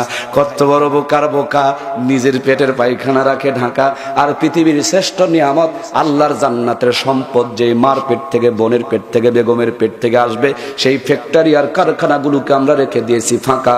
এই জন্য লুচ্চা, গুন্ডা আর বাটপারের সংখ্যা বেড়ে চলেছে। কথা বলুন ঠিক কিনা? ওই ফাটা পেটের মধ্যে আল্লাহর ওলি জন্ম নিতে পারে? এক মাদ্রাসা কেন, 1 লক্ষ মাদ্রাসাতেও ভর্তি করলে কোনোদিন হাফেজ হতে পারবে? এই জন্য পেটের ভুঁড়ি ঢেকে রাখতে হবে। আমার মমতাময়ী মা, আমরা কেন একবার চিন্তা করে দেখি না আল্লাহ কত মর্যাদা দিয়ে আপনাদেরকে বানিয়েছেন? বিশ্ব নবী বলেছেন আমরা পুরুষ জাতি, আমাদের পায়ের নিচে জুতা স্যান্ডেল মাটি। আর আমাদের মায়ের জাতি কত খাঁটি, মায়ের পায়ের নিচে আল্লাহ জান্নাতের ব্যবস্থা করেছেন। সুবহানাল্লাহ বলুন। সেই মা এখন ডিভাইডেড পায়জামা পরে, সেই মা এখন পায়ের মধ্যে আলতা পরে, সেই মা এখন পায়ের মধ্যে নুপুর পরে, সেই মা এখন 3 তালা জুতা, হাই হিল জুতা পরে টগর বগর করে। এই জান্নাত সেই পায়ের নিচে নয় যেই পা মানুষকে ডেকে ডেকে জাহান্নামে টেনে নিয়ে যায়। এগুলো জাহান্নামী মেয়েদের আলামত। কথা বলুন ঠিক কিনা? আমার কলিজার টুকরা ভাইয়েরা, আমরা বাজারে আঙ্গুর কিনতে যাই, আপেল কিনতে যাই, কমলা কিনতে যাই, বেদনা কিনতে যাই। আমরা আঙ্গুর কিনতে যাই, আপেল কিনতে যাই, কমলা কিনতে যাই, বেদনা কিনতে যাই। দেখবেন ওগুলো সুন্দর করে প্যাকেট করে নেওয়া হয়। যদি কেউ পলিথিনের ব্যাগে দেয়, দোকানদারের উপরে রাগ হয়ে যায়, বেটা এভাবে কি খাবার জিনিস নিয়ে বেড়ায়? খাবার জিনিস মানুষ দেখলে নাকি বদনজর লাগবে? এই বেচারির মোটরসাইকেলের সামনে আঙ্গুর, আপেল, কমলা, বেদনা ঢাকা, মোটরসাইকেলের পিছনে কিন্তু বউটা বসা। দেখবেন ওটার মাঝে মাঝেই আঙ্গুর, আপেল, কমলা, বেদনা ঢাকা। বউটা কম দামি, তার জন্য বউটা তার ফাঁকা। বাজারে গিয়ে বাজার থেকে বাড়িতে গিয়ে ধুইয়া খায়, মুইসা খায়, কাইটা খায়, কিন্তু বউটাকে সারাদিন মুসি, সামার, সাঁতা, বুনা, মেথর সবাইকে দেখায়। ওযু নাই, গোসল নাই, দোয়া নাই, কালাম নাই, তওবা নাই। সেই বউকে নিয়ে মিলামিশা করে। এই সবে সিভিলিস হবে, গনোরিয়া হবে, ডায়রিয়া হবে। মিলামিশার ফলে যদি কোনো বাচ্চা হয়, এটা লুচ্চা হবে, গুন্ডা হবে, বাটপার হবে, আল্লাহর ওলি কোনোদিন হবে? এটা বুড়া বয়সে ভাত কাপড় জিন্দেগিতেও দিবে। এই জন্য আমার মাদেরকে বলতে চায়, যতক্ষণ ফ্যাক্টরি ভালো রাখবেন তত ভালো সন্তান আশা করবেন। ফ্যাক্টরি যদি খারাপ হয়ে যায়, পানি পড়া নিয়ে কোনো লাভ। আমার প্রিয় ভাইয়েরা, এই জন্য আপনাদেরকে আমি জবাব দিতে চাই, আল্লাহর কোরআনের সাথে যদি মায়েদের সম্পর্ক থাকতো, এরকম বেপরদার পোশাক কি তারা পড়তে পারত? আমি নিয়ত করেছিলাম জান্নাতের ভিতরে কোরআনুল কারীমের মাহফিল হবে শুক্রবারের দিন, মনে আছে না নাই? সেখানে বক্তা থাকবে দুইজন, দ্বিতীয় বক্তা দাউদ আলাইহিস সালাম আর প্রধান বক্তা মুহাম্মাদুর রাসূলুল্লাহ সাল্লাল্লাহু আলাইহি ওয়াসাল্লাম। আজকে যে আল্লাহর কালাম শুনতেছেন, সেই দিন মহান আল্লাহ তাবারক তাআলা নিজেই সভাপতির দায়িত্ব পালন করবেন। সুবহানাল্লাহ। আজকের মাহফিল বগুড়া নুন্দি গ্রামের থেলকুর গ্রামে, আর জান্নাতের মাহফিলটা হবে ময়দানের নাম বলে দিয়ে যায়, সেই ময়দানটার নাম হলো মসজিদ ময়দানে। আজকের মাহফিলে যারা কোরআনুল প্রেমিক হয়ে ছুটে চলে এসেছে আল্লাহর ওই কোরআনুল কারীমের মাহফিলে, তারাও দাওয়াত পেয়ে যাবে। সুবহানাল্লাহ বলুন। এই কোরআনুল কারীমকে যদি আপনি আপনার জীবনে রাখতে পারেন, আপনার পরশে রাখতে পারেন, আপনার কাছে রাখতে পারেন, আপনার ঘরে রাখতে পারেন, আপনার ভাঙা ঘরেও আল্লাহ জান্নাতের শান্তির ব্যবস্থা করে দিবে। সুবহানাল্লাহ বলুন। অনেকে মনে করে হুজুরদের 10,000 টাকা বেতন, এই দিয়ে মনে হয় কষ্টে জীবন যাপন করে। না না, হুজুর 10,000 টাকা বেতন পায়, তারপর মাঝে মাঝে 3 মাস বাকি পড়ে যায়। এরপর হুজুরের মুখে যত সুন্দর হাসি, একজন ঘুষখোরের মুখে অত সুন্দর হাসি। ভুল কইলাম? ও শান্তির দোকানদার, ও শান্তি অন্বেষণকারী, ও শান্তি তালাশকারী, আপনাকে বলছি, একজন ঘুষখোরের কোটিপতির ঘরে সিসি ক্যামেরা লাগাও, আর একজন হালাল কামাই কন্যাওয়ালার ঘরে ছোট্ট আর একটা ক্যামেরা লাগাও। যেই লোকটা 5 ওয়াক্ত নামাজ পড়ে, যে একটা কোরআনুল কারীমের তেলাওয়াত করে, যদিও রিক্সা চালায়, ভ্যান চালায়, যদিও ইমামতি করে খায়, মুয়াজ্জিমি করে খায়, ইমামের ঘরে একটা সিসি ক্যামেরা লাগাও, ঘুষখোরের ঘরে আর একটা সিসি ক্যামেরা লাগাও। ঘুষখোরের ঘরে অনেক কিছু আছে কিন্তু শান্তি, ইমামের ঘরে অনেক কিছু নাই কিন্তু শান্তির অভাব। এশার নামাজ পড়ে দস্তরখানা বিছায়া আল্লাহুম্মা বারিক লানা ফিমা রাযাকতানা, বিসমিল্লাহ বলে বিসমিল্লাহি ওয়া আলা বারাকাতিল্লাহ খাবার খেতে শুরু করে দিয়েছে। আলু ভর্তায় আমার আল্লাহ এত মজা দিছে, স্বামী স্ত্রী দুইজন মিলে 1.5 কেজি বসাইছে। সুবহানাল্লাহ কয় না রে? আর ওই ঘুষখোর আসে রাতের 12টায়, বউ আসে 12:30টায়, ছেলে এসে আবার 1টার সময় বোতল খাওয়ার টাকা চাই। কথা কয় না কে? দিতে যদি দেরি করে তখন পিস্তল ধরে। এই ইতিহাস নাই? ওই যে ঐশী শিক্ষিত ভদ্র বাবা, আমার সন্তান নিজের বাবা মাকে টয়লেটে মেরে ফেলে দিল, সে ঐশীকে কোরআনুল কারীম, এখন টয়লেটের ওই ঐশীকে কোরআনুল কারীম জেলখানায় পড়ানো হয়। এই কোরআনুল কারীম পড়ে না পড়ায়া ঐশীকে যদি আগে পড়াইতো, জিন্দেগিতে ঐশী তার বাপ মাকে হত্যা করতো না। কথা বলুন ঠিক কিনা? আমার ভাইয়ারা, এই ঘুষখোরের সন্তান বোতল খেতে যায়, 3 বোতল বসায়া মাতালের মতন রাস্তার মধ্যে মুখ থেকে ফ্যান তুলে আর বাড়িতে আসে। গেটের কাছে এসে আবার বাপকে ডাক দেয় দুলা ভাই বলে। মদ খেলে কি হুঁশ থাকে? সোয়ানি খেলে কি হুঁশ থাকে? তারি খেলে হুঁশ থাকে না? আমার ভাইরা বাপকে দুলা ভাই বলে ডাকে, এগুলো সব হলো পাপের ফসল। কথা বলুন ঠিক কিনা? ও এক ঘরে বউ আর এক ঘরে কাজের মেয়ে না পরিষ্কার করে, ওই হাত দিয়ে রুটি বানায়। সেই রুটি আর খাসির কলিজা টেবিলের উপরে সাজায় রেখে দিয়েছে, কিন্তু মনে শান্তি। নরম রুটি খাসির কলিজা পেটে ঢুকাইতে চায়, কিন্তু পেটে ঢুকতেই চায় না। বুড়া আঙ্গুল দেখে গুতায় গুতায় ঢুকায়, পেটে ঢুকছে মগর গন্ডগোল বেঁধে গেছে। এবার সার্জেল দিয়ে পেটের গন্ডগোল মিটানো লাগে। কথা বলুন ঠিক কিনা? কিন্তু ইমাম সাহেবের হালাল কামাই, রিক্সা চালকের হালাল কামাই, মোটা মোটা এত বড় দানার ভাত খায়, সবগুলো পিষে হজম করে দেয়। সুবহানাল্লাহ জোরে বলেন না? আমার ভাইয়েরা, ইমামের সিরা খেতা, নরম বিছানা, লেকিন বিছানায় মাথা দিতে দেরি আছে, জান্নাতের ঘুম ধরতে দেরি লাগে। ইমাম সাহেব হাদিসের মধ্যে পড়েছে, স্বামী স্ত্রী বুকে জড়িয়ে ধরে ঘুমিয়ে পড়ো, আর ওদের ঘর শীতের দিনে গরম, গরমের দিনে শীত, ওদের ঘর ঠান্ডা, কিন্তু কলিজার মধ্যে দাও দাও করে আগুন জ্বলে। বউ ফেসবুকে অন্য জায়গাতে ভালোবাসা সাপ্লাই করে, স্বামী আবার ফেসবুকে আর এক জায়গাতে ডাইভার্ট করে, এই অশান্তির আগুনে দাউ দাউ করে জ্বলে মরে। এই জন্য মাঝে মাঝে মাজারে গিয়া, বাবার কাছে গিয়া, খাজার কাছে গিয়া যা তাবিজ চাই, খাজা বাবা আমায় একটা তাবিজ দেন, আমার ঘরে আমি মেম্বার, আমার বউ চেয়ারম্যান। ওরে মেম্বার বানায়া বউ চেয়ারম্যান বানায় সেজে থাকে, নরম বিছানা, গদির বিছানা, আমার ভাইরা দামি বিছানা, কিন্তু এই বিছানায় যেমনি পড়ছে সাহেব যেন কোথায় হারিয়ে গেছে, লেকিন চোখে ঘুম আসে, খালি সেরার মতন গড়াগড়ি, সেরার মতন গড়াগড়ি। একই রাত্রে 3 বার 4 বার প্রসাব করতে যায়, কারণ ডায়াবেটিস তো ধরে গেছে। যতবার ওঠে ততবার ঘুমের বড়ি বসায়, যতবার ওঠে ততবার ঘুমের বড়ি বসায়। একই রাত্রে 3 খান করে ঘুমের বড়ি বসায়, তারপরে চোখের মধ্যে ঘুম নাই। আর ইমামের ঘরের পাশে দিয়ে দেখবেন রেলগাড়ির মতন আওয়াজ আসতেছে, কথা বলুন ঠিক কিনা? আমার প্রাণে ভাইয়ারা, সেই জন্য আপনাদেরকে আমি দাওয়াত দিতে চাই, ও মুসলমান, কোরআনুল কারীম যেখানে থাকবে আল্লাহর রহমত সেখানে আছে, কথা বলুন ঠিক কিনা? আমরা কোরআনুল কারীমকে ভালোবাসি কি বাসি না? কোরআনুল কারীমের সাপোর্ট আর সুপারিশ আমরা পেতে চাই কি চাই না? কোরআনুল কারীমের সুপারিশ নিয়া, কোরআনুল কারীমের পক্ষে থেকে কোরআনুল কারীমের সঙ্গে জান্নাতে যেতে চাই কে কে রাজি? 2খানা হাত তুলে আমার আল্লাহকে দেখায়। নারায়ে তাকবীর। হাতগুলো এভাবে একটু নাড়ান, আল্লাহর কোরআনের সঙ্গে আমাদের হাতগুলো কবুল হয়ে যাক। ওগো আল্লাহ, তোমার কোরআনের পক্ষে, তোমার কোরআনের সঙ্গে হাত তুলেছি, আমাদের হাতগুলোকে তুমি কোরআনের জন্য কবুল করে নাও, বলুন আমিন। কোরআনুল কারীমের নূর দিয়ে আমাদের হৃদয়কে তুমি নূরান্বিত বানায় দাও, আবারও বলুন আমিন। আয় আল্লাহ, কোরআনুল কারীমের সমাজ, কোরআনুল কারীমের পরিবেশ, কোরআনুল কারীমের রাজ দিয়া গোটা দুনিয়াকে তুমি কবুল করে নাও, জোরে বলুন আমিন। আমাদের ঘরে ঘরে কোরআনুল কারীমের তেলাওয়াতকে তুমি চালু করে দাও, আবারও বলুন আমিন। আমার প্রাণপ্রিয় কলিজার টুকরা ভাইয়েরা, আল্লাহ নবী বলছেন, আল্লাহ নবী বলছেন, আল কোরআন হুজ্জাতুল্লাহ কা আলাইকা, এই কোরআনুল কারীম হলো আপনার আমার জন্য দলিল, হয়তোবা সপক্ষে তা না হলে বিপক্ষে। কোরআন যদি সপক্ষে থাকে কোনো টেনশন, আপনি ভিআইপি পারসন, নরমাল পারসন নয়।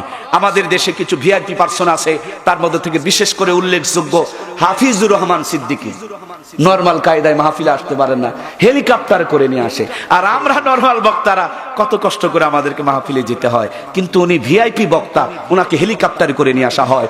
এই দুনিয়াতে যদি কোরআনের সাথে সম্পর্ক রাখতে পারেন আপনি ভিআইপি। সুবহানাল্লাহ বলেন। আপনার আলু ভর্তার ভিতরে স্পেশাল ভাবে ভিআইপি ভাবে সাবধান করবেন কে? আপনার ভাঙা ঘরের মধ্যে অনেক শান্তির ঘুম দান করেন কে? আপনার এই জীর্ণ শীর্ণ শরীরের ভিতরে সুস্থ দান করেন কে? এই আপনি হলো ভিআইপি মানুষ, ভিআইপি। আপনি কত ভিআইপি, কোরআন পড়েন আর রাস্তা দিয়ে যদি হাঁটেন, আপনার পায়ে নিচে আল্লাহর জান্নাতের ফেরেশতারা পর বিছায়া দেয়। সুবহানাল্লাহ বলুন। আপনি কত বড় ভিআইপি, কবরের পাশে দিয়ে যদি হেঁটে যান, ওই কবরের আযাবকে 40 দিন পর্যন্ত আমার আল্লাহ মাফ করে দেয়। আপনি কত বড় ভিআইপি, এই দুনিয়া থেকে বিদায় নিয়া আত্মীয় স্বজন কবরে রেখে চলে আসবে, আল্লাহর কোরআন মাথার সামনে দাঁড়ায় যাবে, আপনি ঘুমাবেন, কোরআন আপনার মাথার সামনে দাঁড়ায় আপনাকে জান্নাতের ঘুম পাড়াবে। ফেরেশতারা গিয়া ডিস্টার্ব করবে, কোরআন বলবে নো নো, ডিস্টার্ব করা যাবে না, আমি কি বলতে চাও আমি উত্তরে দিয়া দিতেছি, কারণ রাত জেগে জেগে আমার কোরআন তেলাওয়াত করেছে, কোরআনের মাহফিল শুনেছে, রাতের ওই দিন আগের দিন মরার আগে যে কাজা ঘুম করেছে, ওই কাজা ঘুম আদায় করবে। আমার এই ভিআইপি পারসনকে ডিস্টার্ব করা যাবে না। সুবহানাল্লাহ। আমার ভাইয়ারা, এই দুনিয়ার ভিতরে মাছ আর গোস্ত যদি ফ্রিজের বাহিরে রাখেন 5 ঘন্টায় নষ্ট হতে শুরু করবে, ফ্রিজের ভিতরে যদি রাখেন 5 মাসেও নষ্ট হবে। এই দুনিয়ার মধ্যে যদি কোরআনকে আপনি বুকে রাখতে পারেন, মরার পরে কবরের ভিতরে আপনাকে আল্লাহ তাআলা ভিআইপি বানিয়ে দিবে। আপনি হাজার হাজার বছর কবরে থাকবেন, আপনার একটা পশম পর্যন্ত মাটি খেতে পারবে না। আমি কালকে গেছিলাম কুড়িগ্রাম, সেই উলিপুর থানা, ওখানে গিয়া শুনলাম কোরআনের একজন ভিআইপি পারসনের কথা। 36 বছর আগে মারা গিয়েছে। এলাকার মানুষ তাকে ঘুঘু মুন্সি বলে ডাকতো। লোকটা চরমনার মুহিব্বিন ছিল, মুরিদ ছিল। এই ঘুঘু মুন্সি আল্লাহর বান্দা 36 বছর পূর্বে মারা গেছে, মাঠের মধ্যে কবর দিয়েছে। কবর দেওয়ার পর নদীর ভাঙনে ভাঙতে ভাঙতে তার কবরটা একবারে ভেঙে কাছ পর্যন্ত চলে এসেছে। রাখেলেরা গরু চড়াতে গিয়ে দেখে একটা লাশ, সেই লাশটা পচে নাই, গলে নাই, কবরস্থানের থেকে বের হয়ে এসেছে। গ্রামের লোকজনকে খবর দেওয়া হলো, লাশটাকে তুলে নিয়ে আসলেন। আমার ভাইরা অন্য জায়গাতে কবর দিবে, মুখ থেকে যখন কাফনটা সরাইছে, আমি ইন্টারনেটে দেখেছি, আপনারাও সার্চ দিলে দেখতে পাবেন, মনে হয় চেহারা থেকে নূর চমকাইতেছে। ওর বন্ধুরা বলতেছে তো ঘুঘু মুন্সি আজ থেকে 36 বছর আগে ইন্তেকাল করেছে, আল্লাহর কাছে বিদায় নিয়েছে। এত বড় ভিআইপি, তার কাফনের কাপড়টা আজ পর্যন্ত তরুতাজা রয়ে গেছে। এই কোরআন আলারা ভিআইপি। মদিনার সংস্কার কাজ চলছে, হঠাৎ করে ক্র্যাঙ্কের মাথায় রক্ত। পাইলট ক্র্যাঙ্কের চালক নেমে আসলেন, কোথা থেকে রক্ত আসলো তার সন্ধান করতে শুরু করলেন। সন্ধান নিতে গিয়ে দেখে একজন সাহাবীর লাশ। ইন্টারনেটে সার্চ দিয়ে দেখতে পারেন আপনারা ভাইয়েরা, গোলগাল চেহারা, উজ্জ্বল ফর্সা, কালো কালো চাপদারি, এই নবীর সাহাবী। আমার চেহারাটা চোখের সামনে ভাসতেছে। বন্ধুরা, আমার ডান পাশে, অথবা মনে হয় ডান পাশে গালে আঁচড় লেগেছে, ক্র্যাঙ্কের আঁচড় লেগেছে। 1500 বছর আগে বিদায় নিয়েছে, 1500 বছর পরে আঁচড় লাগার পর রক্ত বের হয়ে আসতেছে। অনেকেই মন্তব্য করে এটা নবীজির সাহাবী হযরতে হুযায়ফার লাশ। সুবহানাল্লাহ। আমার ভাইয়ার, আল্লাহ তাআলা এই তো এই মাসের 6 তারিখে কক্সবাজার প্রোগ্রাম, বিমানের টিকিট কনফার্ম করলাম। অনেকবার এয়ারপোর্টে ঢোকার সুযোগ করে দিয়েছেন। ওখানে গেট হলো 2টা, একটা নরমাল আর একটা হলো ভিআইপি। নরমাল গেটে আগেই গাড়ি থেকে নামা লাগে, বডি চেক করে, ব্যাগ চেক করে, ভিসা চেক করে, পাসপোর্ট চেক করে, টিকিট চেক করে। আর যারা ভিআইপি যাত্রী, তাদের গাড়ির সামনে একটা জাতীয় পতাকা থাকে, পুলিশে সেলুট দিয়ে দৌড়ায় দৌড়ায় সামনে একবারে ডাইরেক্ট বিমানে চড়ায় দেয়। নরমাল যাত্রীর নিয়ম 2 ঘন্টা আগে বিমানবন্দরের ভিতরে ঢুকতে হবে। আর ভিআইপি পার্সনের কোনো নিয়ম নীতি নাই, প্রয়োজনে তার জন্য আরো 5 মিনিট বিমান ঢিলা করে কথা বলুন, ঠিক কিনা? আমার ভাইয়ারা, এই দুনিয়াতে কোরআনের সাথে যারা সম্পর্ক কায়েম রাখবে, মৃত্যুর পরে কবরে মজা করে ঘুমাবে। হযরত ইসরাফিল আলাইহিস সালাম 3 বার সিংহাতে ফুৎকার দিবে। প্রথম 2 বার এত ঘুমাবে জানতেই পারবে না, তৃতীয়বার চোখ ধরে দেখবে কিয়ামতের ময়দান কায়েম হয়ে গেছে। আল্লাহর কোরআন তাদেরকে নেওয়ার জন্য অপেক্ষা করছে, হেলিকপ্টারের মতন অপেক্ষা করতেছে। আল্লাহর বান্দা যেমনি কোরআনুল কারীমের সেই ভিআইপি স্পেশাল যাত্রী হয়ে আল্লাহর জান্নাতের দিকে রওনা করবে। জান্নাতে যাওয়ার পর দেখবে যারা নরমাল জান্নাতি, তাদের প্রত্যেকের হাতে একটা করে জান্নাতের টিকিট দেওয়া আছে। কত তালা জান্নাত, কতজন হুর পাবে, এই জান্নাতে কতটা সিট থাকবে, কতটা বাগান থাকবে, কতটা গাছ থাকবে, কতটা কি পাবে, সবগুলো বরাদ্দ করা আছে। আর আল্লাহর কোরআনের ভিআইপি যাত্রী যারা, ভিসা নাই, টিকিট নাই, পাসপোর্ট নাই, কিছুই নাই, আল্লাহর জান্নাতে ডাইরেক্ট চলে যায়। জান্নাতে যাওয়া মাত্র আল্লাহর পক্ষ থেকে একজন ঘোষক ঘোষণা করে বলবে, ইকরা ওয়ারাতিল কামা কুনতা তুরাতিল ফিদ দুনিয়া। ও আল্লাহর জান্নাতের বান্দাবান্দি, যেইভাবে দুনিয়াতে একটা একটা করে আল্লাহর কোরআনের আয়াত পড়েছিলে, আজকে একটা করে আয়াত পড়ো আর 1 তালা বিশিষ্ট জান্নাত অর্জন করো। আমি যদি সময় একটু লম্বা পাইতাম, ঘন্টা 3 পাইতাম, তাইলে আপনাদের শোনাইতাম জান্নাতের ওয়াজ। আমার ভাইয়েরা, এই জান্নাতের বয়ান দুনিয়ার জবানে বলা সম্ভব নয়, কানে শোনা সম্ভব নয়, চোখে দেখা সম্ভব নয়। যা কল্পনা করবেন তার চাইতে কোটি গুণ বেশি সুন্দর। জোরে বলুন সুবহানাল্লাহ। একজন হাফিজে কোরআনকে 6666 তালা বিশিষ্ট জান্নাত দান করবেন আল্লাহ। সুবহানাল্লাহ বলুন। জান্নাতের এক একটা তালা আবার 2টা দুনিয়ার সমান। সুবহানাল্লাহ বললেন না? 1 তালা কয় দুনিয়ার সমান? 2 দুনিয়ার সমান। তাহলে প্রায় 14,000 দুনিয়ার সমান একজন হাফিজ কোরআনই জান্নাত পাবে। বাংলাদেশে মোটামুটি হিসাব করলে প্রায় 14 লাখের কাছাকাছি হাফেজ। সুবহানাল্লাহ বলে না? তাহলে এতগুলো হাফিজকে অত বড় বড় জান্নাত আল্লাহ কেমনে দিবে? এত জায়গায় বা আল্লাহ কেমনে পাবে? সেই জন্যই তো বলা হয়েছে, আপনার মোবাইলটা যদি নরমাল মোবাইল হয়, এই মোবাইলে তো আপনি যদি 128 জিবি 128 জিবি মেমোরি ঢুকাইতে চান, তাইলে কি সাপোর্ট নিবে না? বন্ধ হয়ে যাবে। আমার ভাইয়েরা, আমাদের মেমোরিটা হলো নরমাল। এই মেমোরিতে জান্নাত সাপোর্ট নিতে পারবে না, জান্নাত লোড নিবে না, জান্নাত লোড নিয়ে ওপেনও করা যাবে না। আপনি যা ভাববেন তার চাইতে বেশি ক্ষমতা সম্পন্ন আল্লাহর জান্নাত। জোরে বলুন সুবহানাল্লাহ। এই জন্য আমার কলিজার টুকরা ভাইয়েরা, মহান মুক্তিযুদ্ধ যারা করেছেন, সরকার তাদেরকে কোঠা দেন, ভাতা দেন, টাকা দেন, সম্মান দেন। আপনি কোরআনের সঙ্গে যদি থাকেন, আপনিও কোঠা পাবেন, ভাতা পাবেন, টাকা পাবেন, মর্যাদা পাবেন।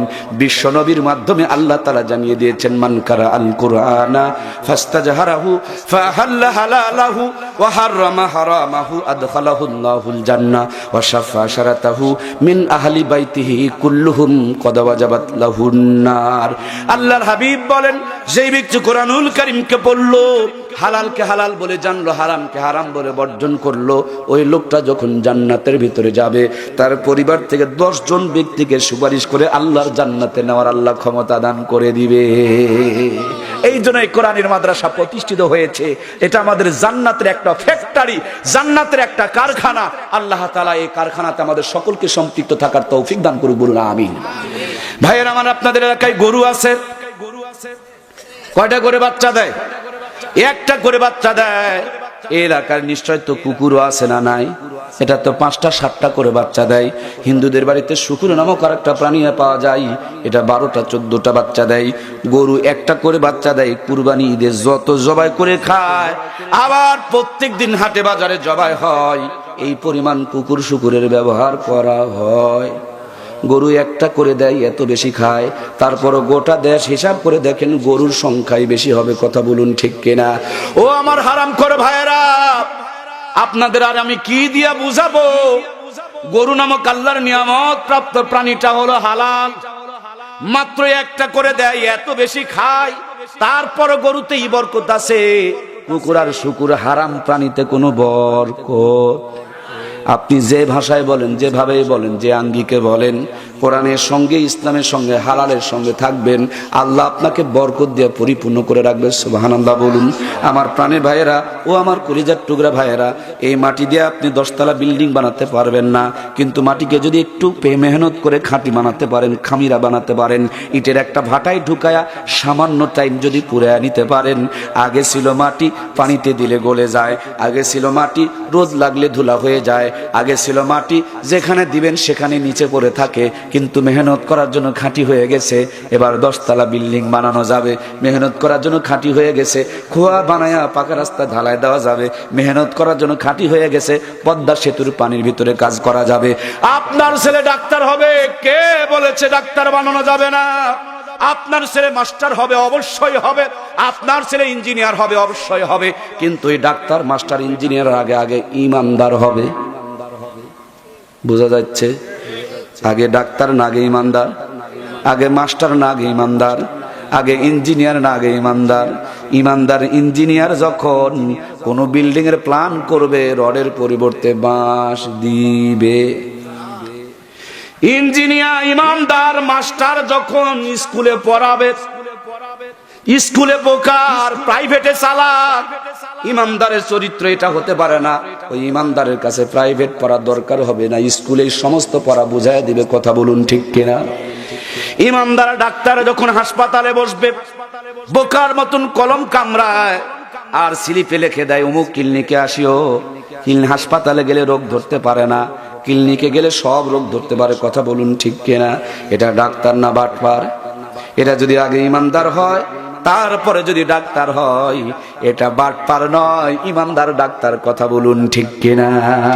আমি মাননীয় প্রধানমন্ত্রীকে জানাতে চাই, এদেশের মানুষের মঙ্গলের জন্য আপনি র্যাব, কোবরা, চিতা, দুর্নীতি দমন কমিশন, নিজের দলের ভিতরে শুদ্ধ অভিযান কত কিছু করতেছেন।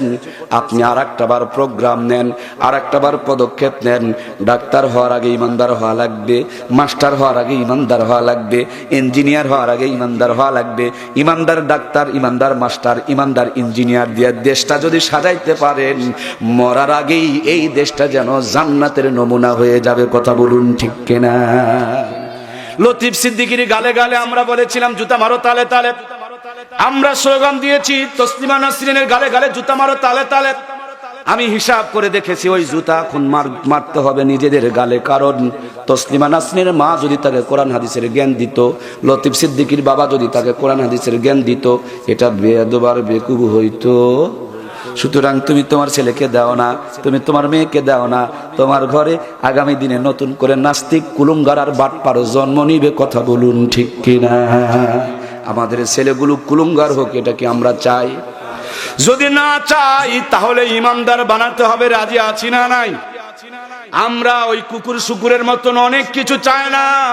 আমরা গরুর মতন 1 টাকা যদি কামাই করি সেটা যেন হালাল হয়, আর এর ভিতরে যেন বরকত থাকে। কথা কি আমার বোঝা যায়?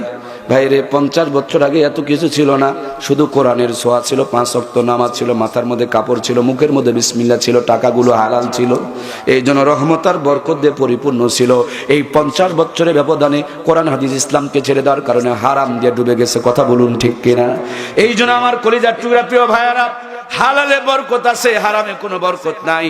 এ হালাল কামাই করার জন্য আগে সন্তানগুলোকে ইমানদার বানাতে হবে। রাজি আছি না নাই?